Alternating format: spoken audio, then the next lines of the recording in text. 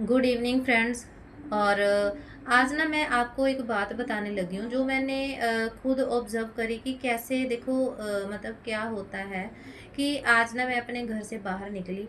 तो घर से बाहर निकली तो एक कपड़े वाले अंकल थे, तो उन्होंने ना अपनी गठड़ी को जो खोला हुआ था और दो चार जो आंटियां थी वो आसपास खड़ी हुई थी। तो उसमें से एक आंटी कपड़े ले रही थी, तो वो मतलब जो साथ में थी 2-3 आंटियाँ, तो वो कोई बोले इसका कलर नहीं अच्छा है, कोई बोले ये ऐसा है, कोई उसको बोले इसका रेट क्या करेगा, इसके ये कपड़ा गर्मी का है, ये सर्दी का, मैंने कि बहुत सारे उन्होंने क्वेश्चंस करे उस अंकल को। और बाकी जो लेने वाले थे वो जो आंटी, तो वो क्या बोल रहे थे, मतलब उन्होंने खुद के ऊपर डिसाइड नहीं करा कि मैंने कपड़ा लेना है तो मैं खुद डिसाइड करूँ। उन्होंने क्या किया कि वो कभी किसी से पूछे इसका कलर अच्छा है, वो कभी किसी से पूछे इतने का ठीक है। तो देखो, जब कोई हमारे साथ दोस्त होता है ना, तो वो क्या करता है, कोई ना कोई कमी निकालता ही रहता है, कुछ ना कुछ बोलता ही रहता है, इसका कलर नहीं अच्छा है, इसके इतने पैसे होने चाहिए, नहीं नहीं ये तो वहाँ से इतने का आ जाएगा।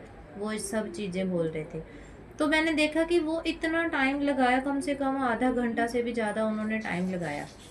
तो क्या हुआ कि थोड़ी देर बाद उन्होंने बोल दिया, नहीं हमारे को तो ये चीज़ अच्छी नहीं लगी, हमने नहीं लेनी।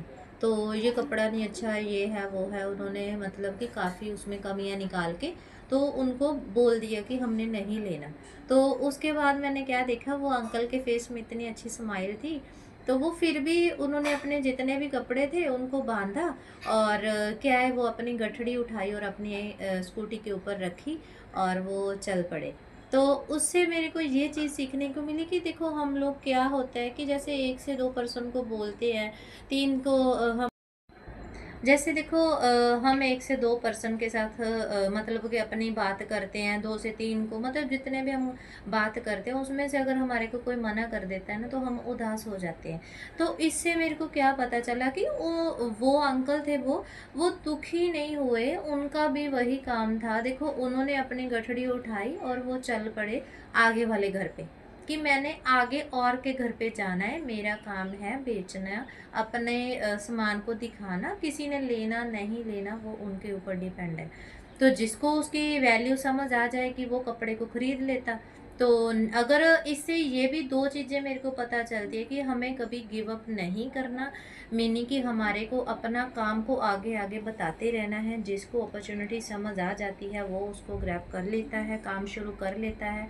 दूसरे नंबर पे मेरे को ये समझ आया कि इसमें देखो, जो हमारे फ्रेंड्स होते हैं ना, वो कभी भी हमारे को सही डिसीजन नहीं लेने देते, क्योंकि उस आंटी का मन था कपड़ा लेने का, लेकिन जो आसपास में लोग खड़े थे उन्होंने उनके माइंड में इतने सवाल डाल दिए, इसका कलर ये वो एनीथिंग कुछ भी उन्होंने सवाल डाल दिए, जिसकी वजह से वो नहीं ले पाए। शायद अगर वो अकेले होते तो वो दोनों सूट जो अंकल दिखा रहे थे वो बाय कर लेते, लेकिन अपने फ्रेंड्स की वजह से, अपने सहेलियों की वजह से उन्होंने एक भी सूट बाय नहीं करा। तो इससे ये भी पता चलता है कि हमारे को जो हमारी संगत होती है उसका भी बहुत असर होता है। तो हमारे को कभी दूसरा हमारे को कभी गिव अप नहीं करना। अगर एक मना करता है तो कोई प्रॉब्लम नहीं, हमने खुशी से आगे वाले के ऊपर चले जाना है कि हम आगे अपने बिजनेस को आगे बताते जाना है। और इससे क्या है, और दूसरे नंबर पे कभी भी हमारे को दूसरों की बात के ऊपर अपना डिसीजन नहीं छोड़ना। जो भी डिसीजन होता है हमारे को खुद लेना होता है, हमारी लाइफ खुद की है, खुद का हमारे को पता होना चाहिए कि हमारे लिए अच्छा क्या है, बुरा क्या है। और हमारे से ज़्यादा तो हमारे को मतलब कोई और नहीं जानता ना। तो किसी को क्या पता है कि मेरे को क्या अच्छा लग रहा है, क्या बुरा लग रहा है, क्या चीज़ मेरे लिए अच्छी है, क्या बुरी है। तो इन चीज़ों को हमने किसी के ऊपर नहीं छोड़ना कि हमारा डिसीज़न कोई और ले। तो इसीलिए अपने काम को हमेशा फर्स्ट प्रायोरिटी खुद दो, किसी के ऊपर मत छोड़ो। तो इससे क्या होता है कि हम अपना डिसीज़न खुद बना पाते हैं। तो मतलब कि इससे हम आगे बढ़ते जाएंगे और अपना काम करते जाएंगे।